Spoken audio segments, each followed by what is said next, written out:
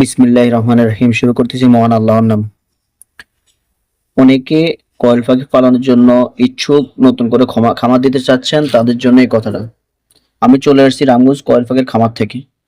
আপনি প্রথম স্টার্টিং বেশি কয়েল পাখি পালন করার দরকার নাই, 100 পিস পাখি পালন করবেন।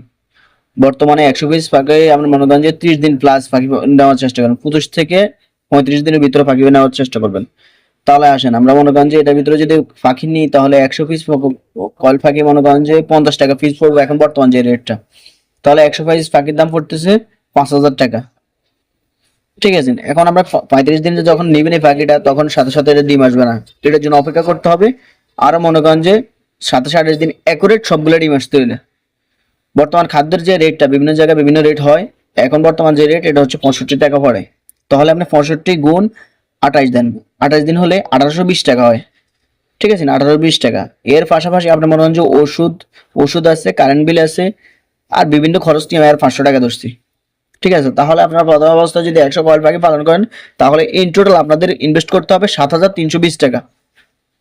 ঠিক আছে, এটা হচ্ছে মনে করেন যে আপনাদের বর্তমানে যদি মনে করেন যে 100 কয়েল পাখি পালন করেন তাহলে আপনার ফার্স্ট স্টার্টিং ইনভেস্ট এটা করতে হবে।